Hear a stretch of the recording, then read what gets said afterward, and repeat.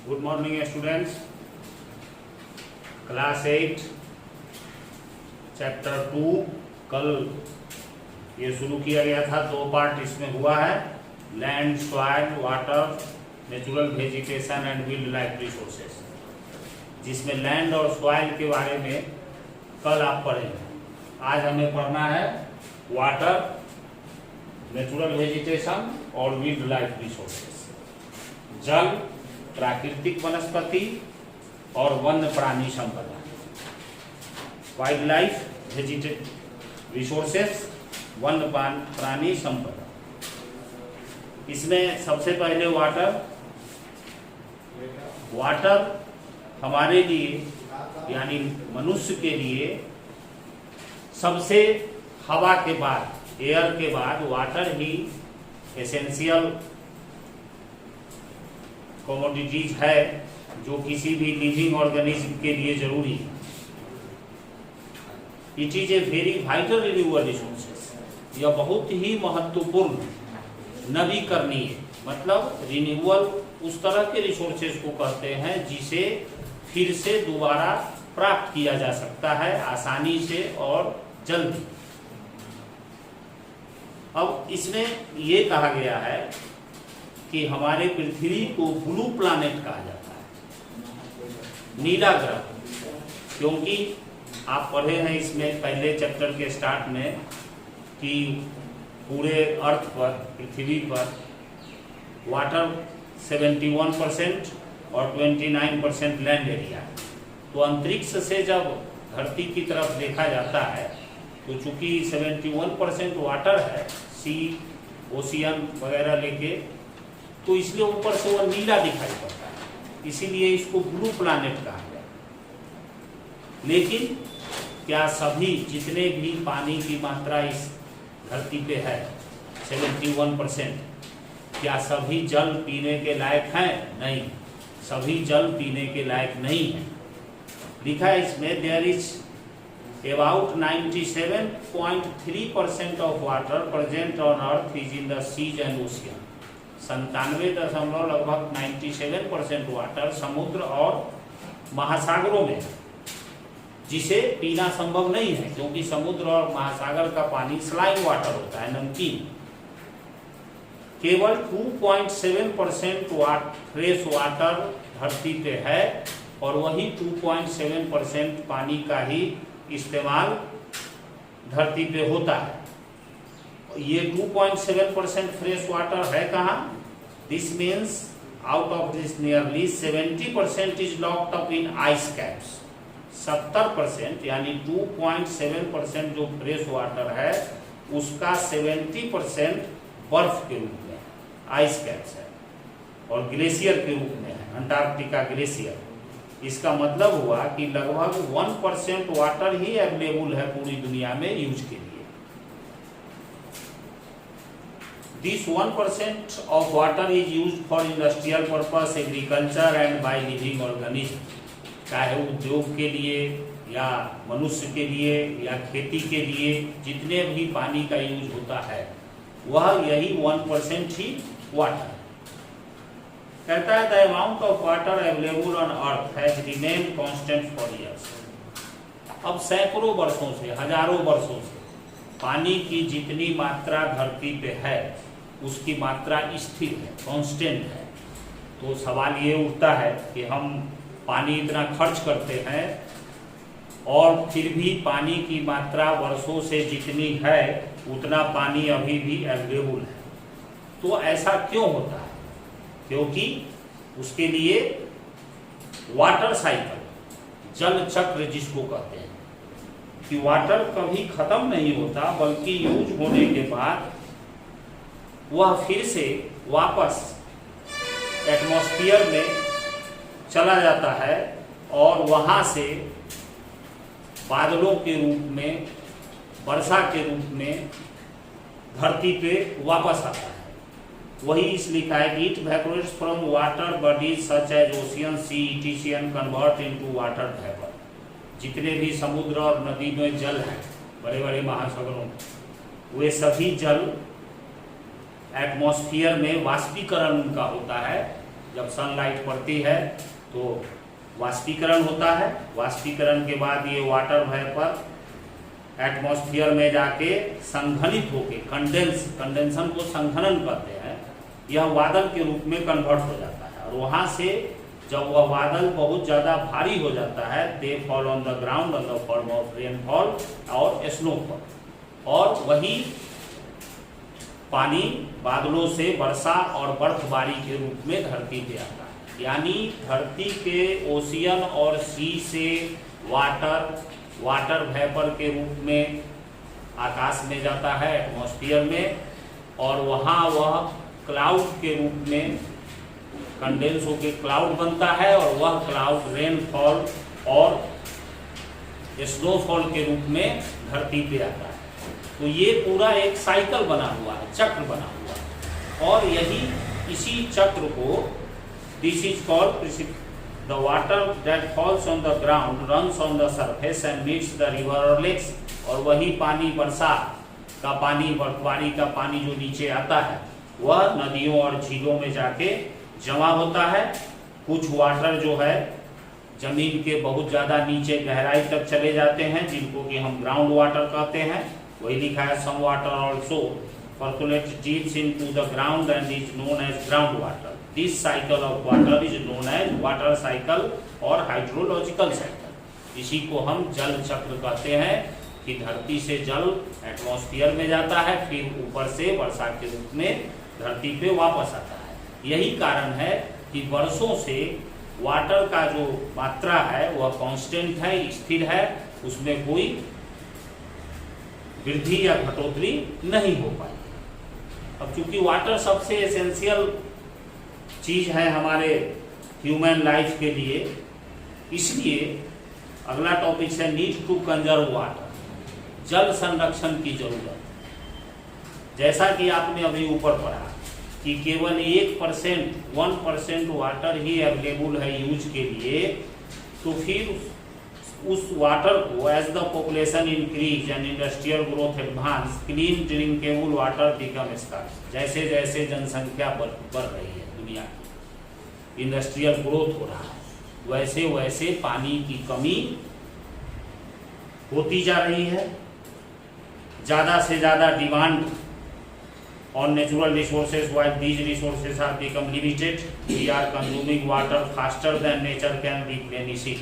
हम लोग जितना तेजी से प्रकृति में जल का संचयन होता है उससे ज़्यादा तेजी से ह्यूमन इसको खर्च कर रहा है, क्योंकि हमें वेरियस पर्पस के लिए पानी की ज़रूरत है, जैसे cooking, drinking, washing, construction work, agriculture, industries, generating electricity, ये सभी। Moreover, despite the fact that this resource is limited, we are also polluting it. Human activities like excessive use of harmful chemicals in agriculture and throwing garbage in water is polluting the water sources. Human activities से जल प्रदूषण बढ़ रहा है। जो हमारा drinking fresh water है नदियों में, झीलों में, हम एग्रीकल्चर वर्क में हानिकारक रासायनिक कीटनाशक, केमिकल फर्टिलाइजर का यूज करते हैं, और वह वर्षा के पानी के साथ, जैसा कि भी आपने पढ़ा है कि वर्षा का पानी बह के नदियों में और झीलों में जमा होता है, तो उसके साथ ये हार्मफुल केमिकल भी नदी और जल स्रोत में जाके उसको पोल्यूट करते हैं। इसके अलावा नदियों में कूड़ा करकट गंदगी डालने से भी नदियों का पानी पोल्यूट होता है। Garbage in water polluting the water sources. आप मैप में यहाँ देख रहे हैं, वर्ल्ड मैप में दिखाया है कि लैंड एरिया और वाटर रिसोर्सेज, जितना ब्लू वाला एरिया देख रहे हैं ये सब वाटर का एरिया है। कहता है कि the United Nation has predicted that by the next 2 decades there will be 17% more demand for water compare to resource available. United Nation ने यह अनुमान लगाया है, संयुक्त राष्ट्र संघ, कि अगले 2 दशक में जितना वाटर रिसोर्सेस अवेलेबल है और जितना अभी डिमांड है, उस डिमांड में 17% की बढ़ोतरी होगी। इसलिए कंजर्वेशन ऑफ वाटर, जल संरक्षण, conservation is simply the plant protection, improvement and wise use of natural resources. संरक्षण जो है वह योजनाबद्ध तरीके से किसी रिसोर्सेज को संरक्षित करना, उसमें सुधार लाना और बुद्धिमत्तापूर्ण तरीके से यानी उचित तरीके से नेचुरल रिसोर्सेज का यूज करना, इसी योजना को, इसी पॉलिसी को कंजर्वेशन कहा जाता है। Water conservation means controlling, protecting, managing and planning for the efficient use of our water resources. जल संरक्षण का मतलब यही है कि हमें अपने इस रिसोर्स को बचाने के लिए उसके खर्च में नियंत्रण करना, जल स्रोत को सुरक्षित रखना, उसके सही तरीके से उसका मैनेजमेंट करना, प्लानिंग करना, ये सभी वाटर कंजर्वेशन में आते हैं। वाटर कंजर्वेशन का उद्देश्य ही है कि सभी लोगों को, देश, दुनिया के सभी मनुष्यों को स्वच्छ और साफ पानी पीने के लायक उन्हें उपलब्ध कराया जा सके। इसके जो agricultural chemicals contaminate the rivers and lakes. This is because the rain water which runs on the surface carries the soil which has chemicals। पहले हम बताए हैं कि खेतों में जो केमिकल्स और हानिकारक चीजें हैं वो वर्षा के पानी के साथ बह के वे नदियों और झीलों में पहुंचते हैं। Forest and vegetation cover on land slow down the surface run. अब जिस जमीन पर जंगल या वनस्पति होती है वहां पानी का बहाव धीमा हो जाता है।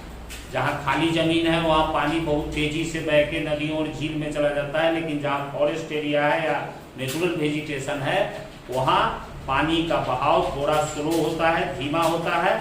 और इसका फायदा ये होता है कि जो पानी जमीन के सरफेस पे, अर्थ के सरफेस पे जमा होता है वह धीरे धीरे नीचे जाकर के ग्राउंड वाटर में सुरक्षित हो जाता है, रिजर्व हो जाता है। भूमिगत जल के रूप में वह जमीन के नीचे चला जाता है, जिसको हम ट्यूबवेल वगैरह से निकाल के उसका यूज करते हैं। अभी जितना भी हम लोग फ्रेश वाटर का यूज कर रहे हैं उसका अधिकांश हिस्सा ग्राउंड वाटर से ही आता है।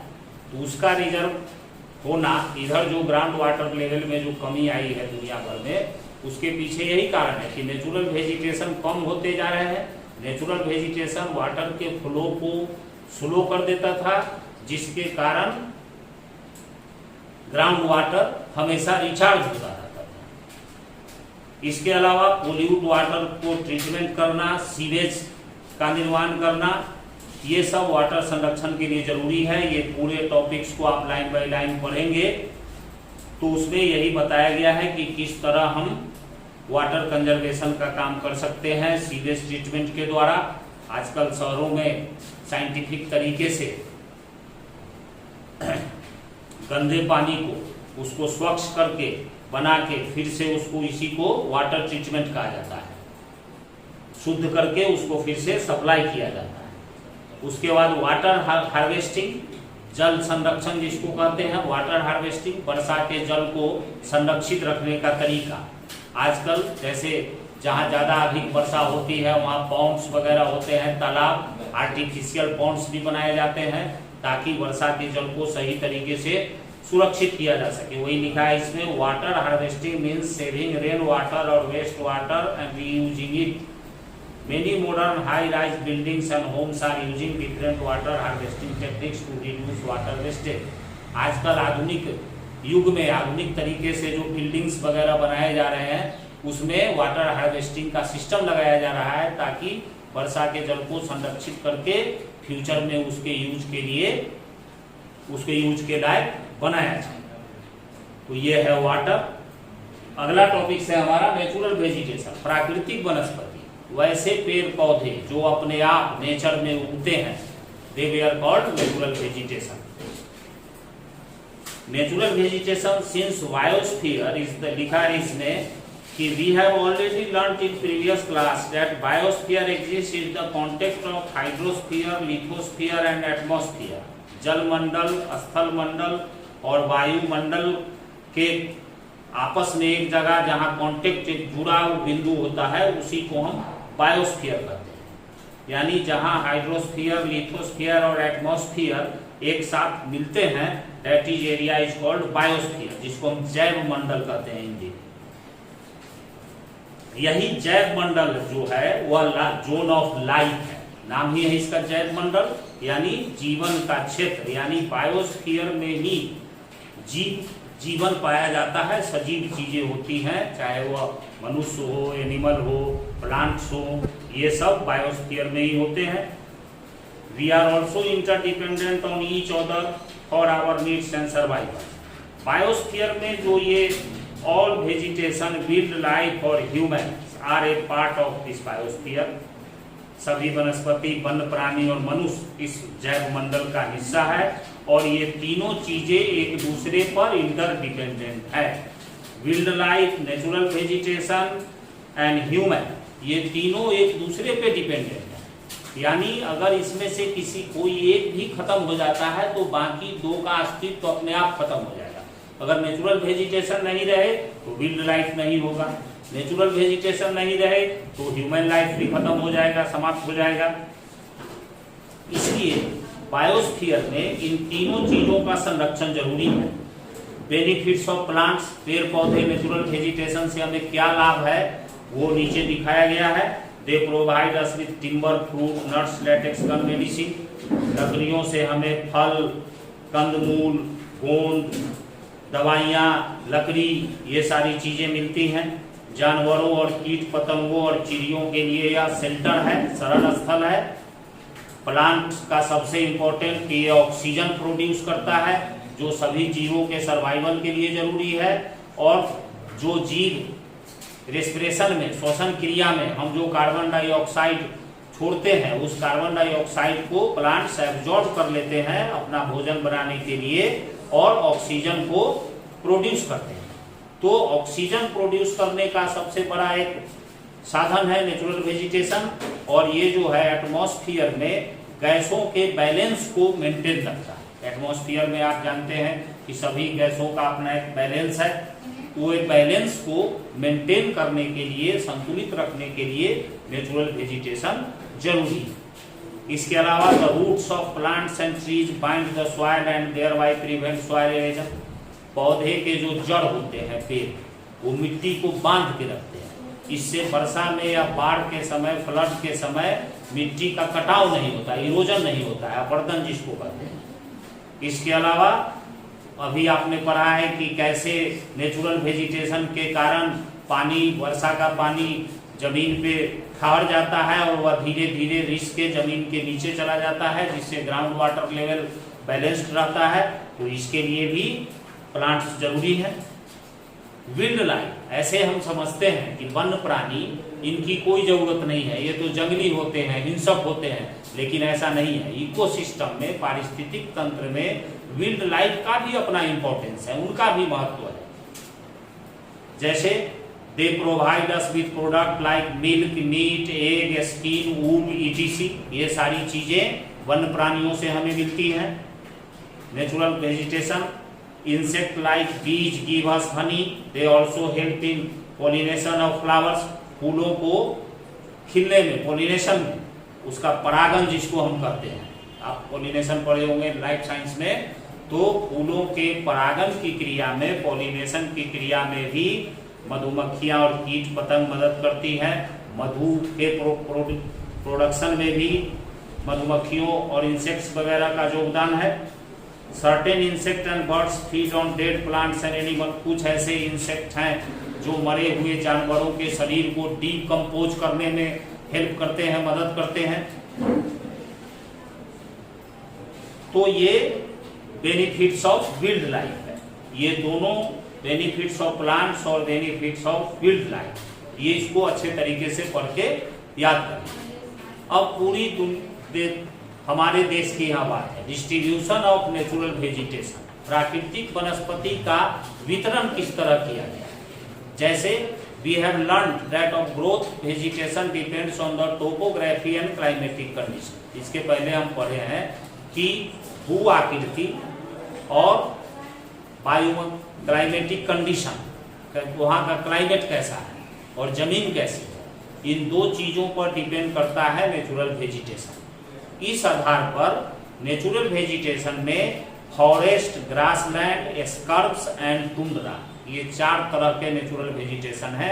फॉरेस्ट बड़े बड़े पेड़ वाले जो क्षेत्र हैं जिन्हें हम वन जंगल कहते हैं, ग्रासलैंड घास का मैदान, स्क्रब्स झाड़ियाँ, और टुंड्रा वनस्पति जो लाइकेन जो जहाँ सिर्फ बर्फ ही बर्फ रहता हो सालों भर, वहाँ भी वनस्पति पाई जाती है। Some types of natural vegetation found there also, उसी को हम टुंड्रा वेजिटेशन कहते हैं। तो ये 4 तरह के vegetation, forest, grassland, scrubs and tundra, जिस एरिया में रेनफॉल अच्छा होता है, ज़्यादा वर्षा होती है, वहाँ लंबे लंबे पेड़ होते हैं, घने जंगल होते हैं। वहीं दूसरे तरफ जहाँ मॉडरेट रेनफॉल होता है वहाँ छोटे पेड़ होते हैं और घास के मैदान होते हैं। जहाँ कम वर्षा होती है, एवरेज रेनफॉल, उस एरिया में छोटे पेड़ों वाले जंगल और ग्रासलैंड पाए जाते हैं। दुनिया के ग्रासलैंड में वेल्ड और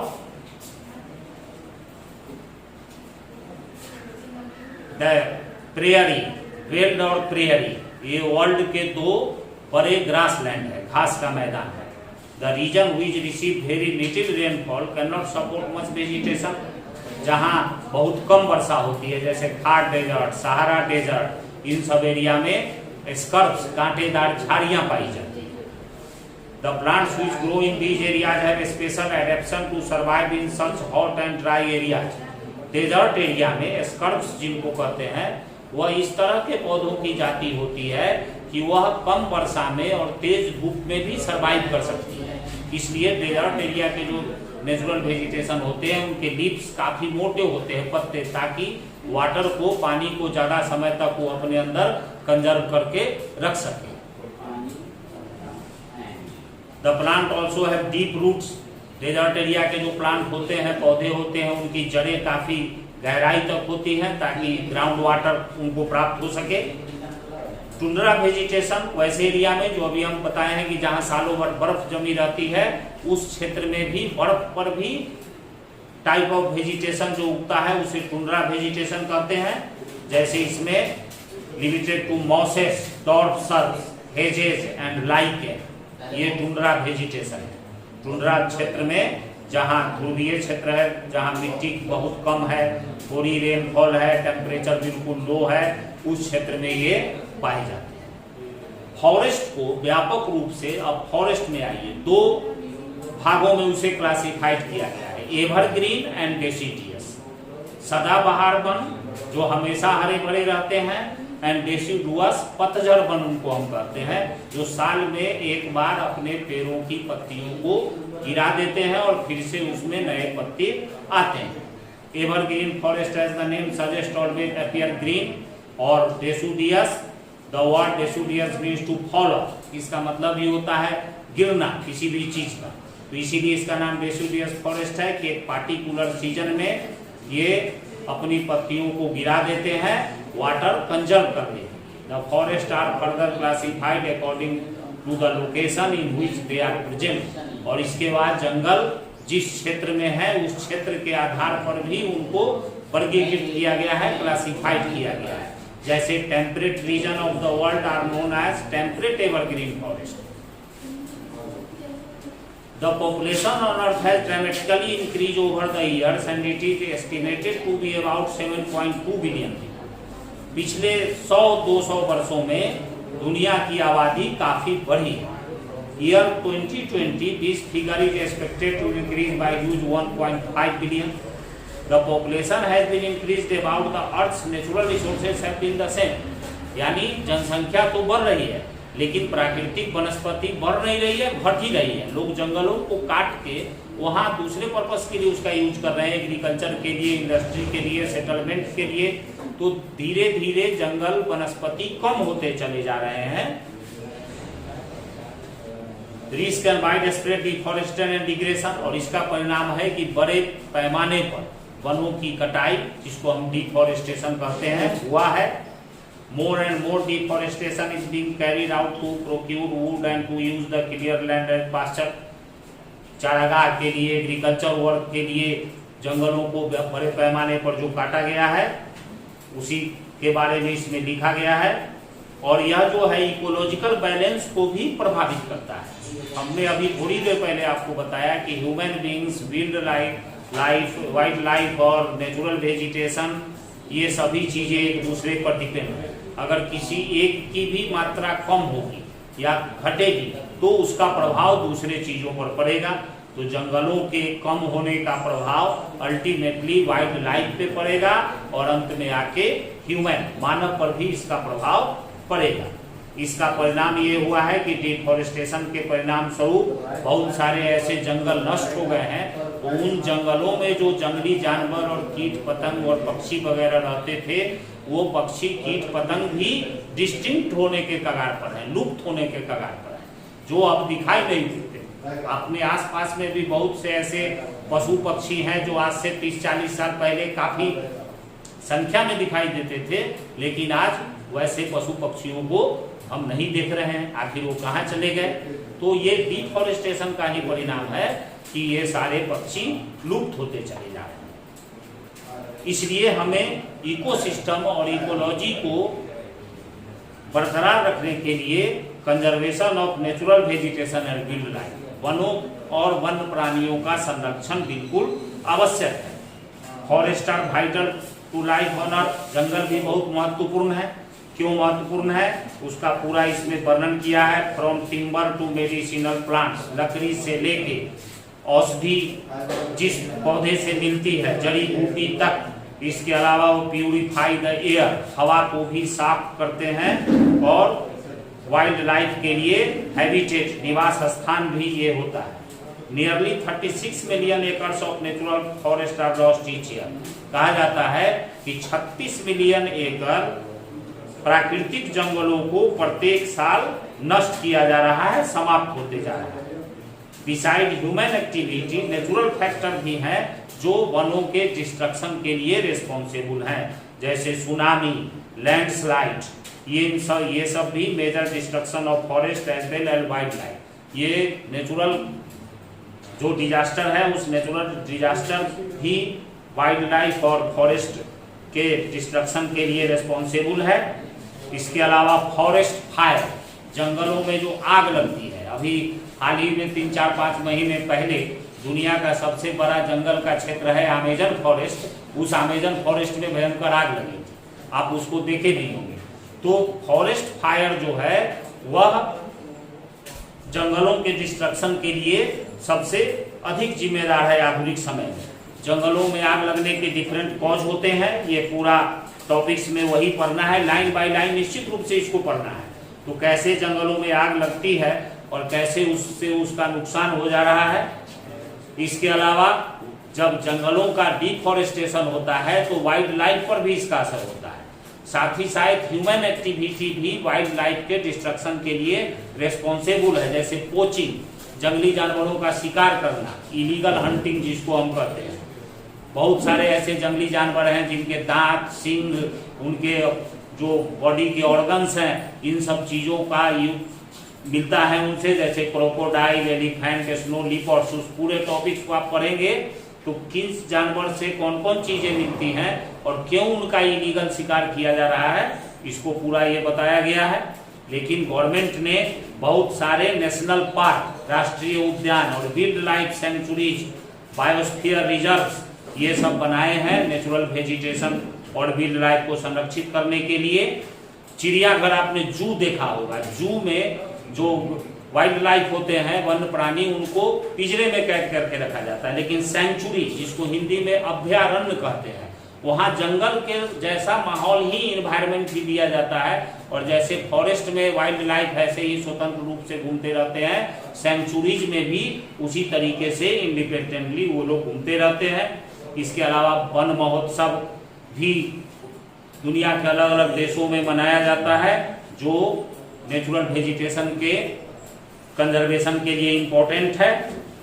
एक कन्वेंशन आयोजित किया गया था, CITES, इसके बारे में ये पढ़ेंगे कि but this trade is not restricted to domestic market, people for their own benefit export and import. यानी वन्य प्राणी से मिलने वाले जंगली जानवरों के अंगों के व्यापार पर पूरी तरह प्रतिबंध लगाने के लिए, क्योंकि उनके ऑर्गन्स के लिए ही उनका पोचिंग होता है, शिकार होता है।